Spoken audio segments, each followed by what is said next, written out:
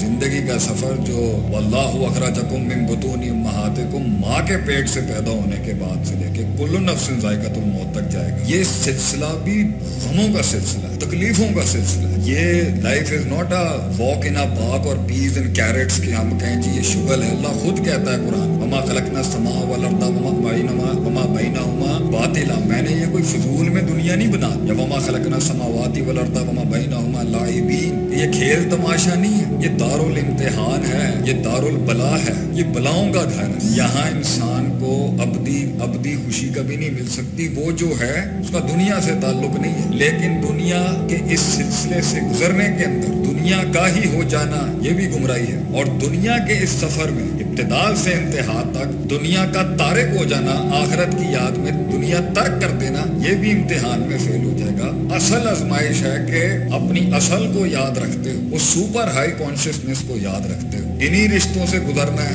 انہی چیلنجز سے گزرنا ہے، انہی دشمنیوں سے گزرنا ہے، انہی تنقیدوں سے گزرنا ہے، معاشرے میں اپنی سلطنت بڑھانی ہے۔ کلکم راعٍ وکلکم مسئول عن رعیتہ کے تحت اللہ کہتا ہے، نبی صلی اللہ علیہ وسلم فرماتے ہیں ہر آدمی کی ایک بادشاہت ہے، اور ہر آدمی سے پوچھا جائے گا کہ تیرے اثر رسوخ نے کتنا انقلاب پیدا کیا لوگوں کی زندگی، کتنا امپیکٹ کریٹ کیا اس نے اپنی زندگی، 4 لوگوں پہ ہی مؤثر تھا یا 4000 لوگوں کی زندگیوں میں تیری زندگی سے فرق، اور یہ چھوٹی چھوٹی سلطنتیں کانسٹیٹیوٹ کر کے امت بن جاتی، ایک سسٹم اور ایک نظام بن جاتا۔ تو ہر بندہ پرائیویٹلی رسپانسبل ہے اپنی زندگی میں اپنا سرکل بڑا کرنے کے لیے، لیکن گزرنا اسی میں سے، انہی لوگوں میں سے، انہی منافقین میں سے،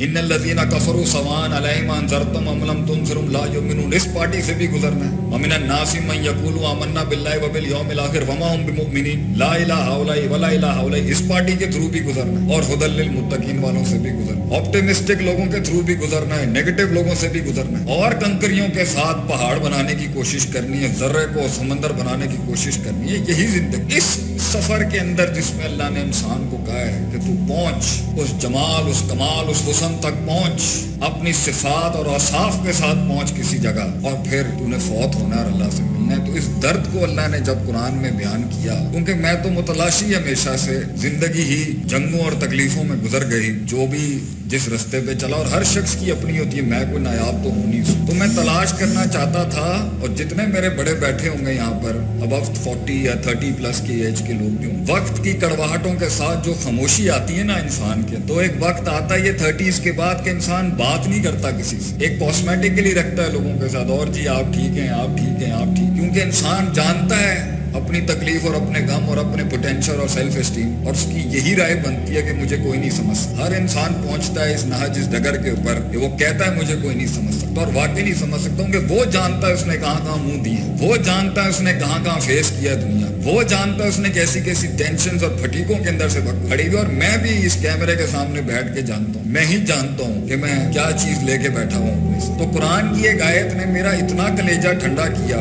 کہ آج میں آپ کو بھی وہی آیت سناؤں گا جس میں مجھے میرے طوفانوں کے اندر سکون دیا، کہ اللہ کہتا ہے قرآن میں انک قادح الی ربک قدحا فملاقہ، اے انسان ہم جانتے ہیں کہ تو بڑی قدح سے گزرتا ہے، بڑی تکلیف سے گزرتا ہے۔ یہ انڈورسمنٹ ہی اللہ کی اتنی کوئی سکون دہ چیز ہے نا، کہ کوئی تو جانتا ہے کہ میرے اندر کیا ہے، کوئی تو جانتا ہے اس گوشت کے لوتھڑے کے اندر کس قسم کے طوفان اور لہریں اٹھ، کوئی تو سمجھتا ہے کہ میں نے اپنے آپ کو جو اتنا ٹینک رکھا ہوا ہے دنیا کے سامنے کہ دشمن میرا کلیجہ چیر کے اندر نہ دیکھ لیں کیا ہے، کوئی تو جانتا ہے کہ میرے پر کتنا وزن ہے، کوئی تو سمجھتا ہے آسمانوں سے کہ میں نے ان کمزور کندھوں پہ کتنا بوجھ اٹھایا ہوا ہے، فیملی کا، بچوں کا، لوگوں کا، اور حق بولنے کے پریشر کا، اور حق کسی جگہ پر روکنے کے پریشر، اپنی نفس کی اندر کی مستیوں کا، اور اس کی شہوت اور شک کے بیچ کی ان لہروں کا، اور خارج سے آنے والے وقت کوئی تو ہے جو سمجھتا ہے۔ تو اس آیت نے مجھے اتنا سکون دیا کہ اللہ کہتا ہے انک قادح الی ربک قدحا، ہم جانتے ہیں تجھے کتنی تکلیف، ہم جانتے ہیں انسان یہ تیرا سفر، یہ زلزلے ہیں جن سے تو گزرے گا، فملاقی، پھر ہم سے ملاقات کر۔ اللہ بھی انڈورس کرتا ہے کہ تیرا سفر کم نہیں، اللہ جانتا ہے کہ اس نے سب سے بڑا یہ خارج میں مسائل تھوڑی ہو، میں پڑھاتا ہی یہی ہوں اپنے لوگوں کو، جب بھی مسئلے باہر تھوڑی ہوتے، سب سے بڑا مسئلہ تو یہ ہے اندر، ان النفس لامارۃ بالسوء، یہ اندر کا اپنا آپ جو انسان کا ہے۔ کتنے مسائل اگر آج مجھے وقت ملا ایڈریس کرنے کا، کتنے مصیبتیں اور مسائل تو اس نفس اور اس زبان کی وجہ سے ہماری زندگی، اس کا مسئلے مسائل سالو ہو جاتے اگر وہ نفس ٹھیک ہو. تو کچھ مصیبتیں اور مسائل ہمارے اندر اکثر ہماری ہی کریٹ کرتی. اور اللہ بھی کہتا ہے قرآن میں ظہر الفساد آن the lands and on the oceans. جتنا بھی فساد اور کرپشن ہوا بما کسبت ایدی الناس, وہ انسان تیرے ہاتھ کا کمایا. وَإِنَّ اللَّهَ لَيْسَ بِظَلَّامٍ لِلْعَبِيدِ. God is not unjust with the people. اللہ تھوڑی لوگوں کے ساتھ جو ہے وہ ناجائز کرے گا. اللہ کیوں ظلم کرے گا کسی کے ساتھ, وہ تو سراپا رہے. لیکن اس آیت سے جو ہے میرا سینہ ہمیشہ ٹھنڈا ہو جاتا ہے. تو تو جانتا ہے نا, تو تو ان 7 آسمانوں پر جانتا ہے نا کہ ہم کس سے گزر رہے ہیں. تو سمجھتا ہے نا, ایک ماں کے دکھ کو تو سمجھ سکتا ہے نا, ایک بے وفائیوں کو تو سمجھ سکتا ہے نا, یہ میرا نفس جو مجھے برباد کرنے پہ لگا بھائی تو سمجھ سکتا ہے نا. کہ اللہ کہتا ہے قرآن میں وَلَقَدْ خَلَقْنَا الْإِنسَانَ, لام اور قد عربی میں قسم کے بالمقابل ہوتا ہے. ہم جانتے ہیں انسان ہم نے تجھے پیدا کیا, ہم نے بنایا. وَنَعْلَمُ مَا تُوَسْوِسُ بِهِ نَفْسُ, ہم جانتے ہیں تیرا نفس تیرے ساتھ کیسی کیسی گلاٹیاں مارتا ہے, کیسے کیسے تجھے وسوسے دے گا, کیسی گیمیں کھیلتا ہے. اللہ کہتا ہے میں وَنَعْلَمُ, ہم جانتے ہیں تجھے. پھر دوسری بلا لگی ہوئی ہے الَّذِي يُوَسْوِسُ فِي صُدُورِ النَّاسِ أَلْقَى الشَّيْطَانُ فِي أُمْنِيَّتِهِ ثُمَّ لَآتِيَنَّهُم مِّن بَيْنِ أَيْدِيهِمْ وَمِنْ خَلْفِهِمْ وَعَنْ أَيْمَانِهِمْ وَعَنْ شَمَائِلِهِمْ. کہ اس نے چیلنج کیا تھا اللہ کو کہ میں رائٹ لیفٹ فرنٹ بیک سے سیدھے بائیں آگے پیچھے سے آگے بتاؤں گا کہ وَلَا تَجِدُ أَكْثَرَهُمْ شَاكِرِينَ, کہ یہ اتنے شرف اور ظرف کے لائق نہیں تھا, تو نے اسے مقام دے دیا میرے. وہ علیحدہ لگا ہوا, نفس علیحدہ لگی ہوئی. اور یہ دنیا کائنات میں سب سے پہلا جرم ہی حسد تھا جو تکبر میں بنا, جو اس نے کہا انا خیر منہ خلقتنی من نار خلقتہ من طین. تو وہ حسد جو ان آسمانوں سے لے کے آئی نیچے ابلیس کو, تو اس دنیا میں حسد نہیں ہوگی, پھر حسد ہے, بغض ہے, کینہ ہے. اور پھر اس سے ہٹ کے انسان کو اللہ تعالیٰ نے مصائب دینے ہوتے ہیں, اس کے پیچھے کچھ حکمت ہے. تو میری پہلی بات آپ کو یہی ہے, سب کو, میری قوم بیٹھی ہے, میرے لوگ بیٹھے ہیں, بڑا انسان کی زندگی رلا دینے والا سفر ہے. لوگ ہنستے ہیں, ہمیں بھی اچھے لگتے ہیں, لیکن کڑوی عمر میں جب ہمارے بچے بھی آئیں گے ہم انہیں یہی تربیت کرتے ہیں کہ وہ ہمارے بڑے کہتے تھے کہ پتر جب تو بڑا ہوئے گا نا تو چپ لگ جائے گی, when you are gonna grow up you gonna get quiet. اور واقعی یہ 40 کے پاس جیسے میں پہنچ ہی گیا ہوں تقریباً, اور ہم سب پہنچ رہے ہیں اپنے سفر کے اختتام پر. واقعی یہ زندگی خاموش کرا دیتی ہے, چپ کرا دیتی ہے. اور لوگ بیٹھے ہیں, سن رہے ہوں گے لوگ مجھے ابھی بھی, کیونکہ آپ قمیض اتار کے دیکھیں چھلی ہوں گے وہ پیچھے سے,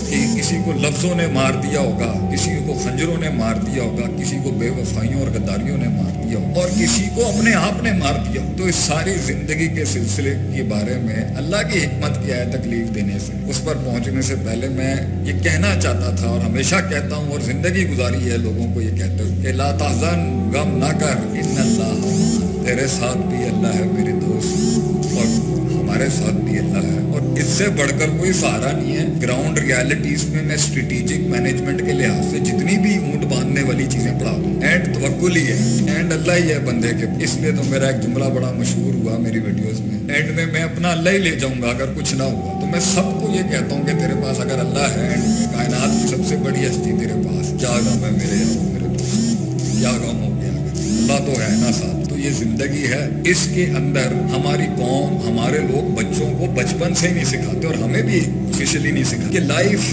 پھر دنیا کا انا کا غریب اور عابر. ہمیں فکشن اور فینٹیسیز میں ڈال دیا گیا, افسانوں میں ڈال دیا گیا. تو ہم جب اپنے دنیا کے کریئر بھی پرسو کرنے گئے, جب ہم اپنے دینی کریئر بھی پرسو کرنے گئے, اور جب ہم بلینڈڈ کریئر بھی پرسو کرنے گئے, ہمیں پتہ نہیں تھا بلائیں کہاں سے آئیں گی, ہمیں پتہ نہیں تھا آزمائشیں کہاں سے آئیں گی, ہمیں پتہ ہی نہیں تھا کہ سیلف انڈیورنس کیسے بڑھتی ہے, پرسسٹنسی کیسے بڑھتی ہے, پرسیویرنس کیسے بڑھتا ہے, ریزیلینس کیسے بڑھتا ہے, ہمیں پتہ ہی نہیں تھا. ہمیں دھچکے لگتے رہے آگے سے, اینڈ اس کے لحاظ سے اللہ آپ کا بھلا کرے, وہ دھچکوں کے بعد پھر ہم مزید ڈیٹریکٹ ہو گئے, پھر ہم مزید ڈیریلڈ ہو گئے آگے سے.